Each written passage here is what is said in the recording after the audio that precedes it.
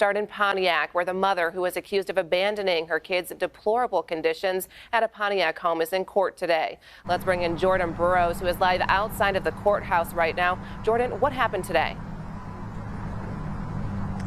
Good afternoon, Alicia. A lot happened in this court appearance today behind me in the district court in Pontiac. We've been following this story since it first broke on Valentine's Day. So Kelly Bryant, the 34-year-old, was in court today, essentially two cases into one. She faces the 3 counts of welfare fraud and also the 3 counts of first-degree child abuse. We know 4 witnesses had testimony today, and that's what we're going to get into to break it down. But before we do that, let's break down what we know about this case. We know that Bryant faces those several charges. So 3 counts of welfare fraud, 3 counts of first-degree child abuse, and that revolves around her own children.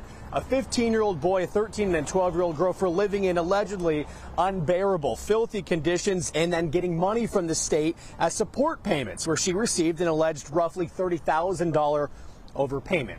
So let's break down what happened in court today, since a lot happened. So as the defendant walked in, this is the first time she's been in person here in this court. She noted and she was shocked by how many media members were in court today. She was with her law team the whole time, possibly even taking notes. You know, a doctor took to the stand as well, along with multiple law enforcement officers, many of which confirmed details that we have already heard or have previously been stated. This includes the kids allegedly living in squalor. And when the law enforcement arrived, they had to wear masks and hazmat suits to that house at 660 Lydia Lane here in Pontiac. The doctor testified that they had general poor health. They said that the kids exhibited symptoms of poor hygiene and poor health.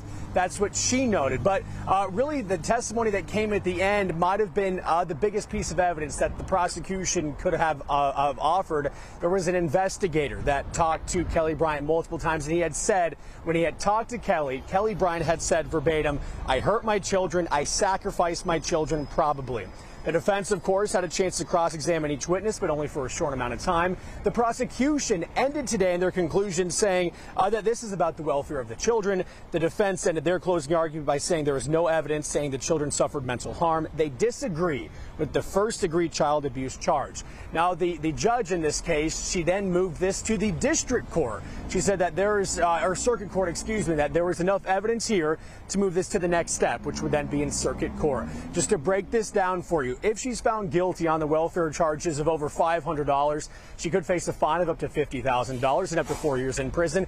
If found guilty on even 1 count, but she faces 3 counts of child abuse in the first degree, she faces some sort of prison sentence that goes all the way up to life in prison. The next court date is yet to be announced. Of course, we'll keep you updated once we learn that information.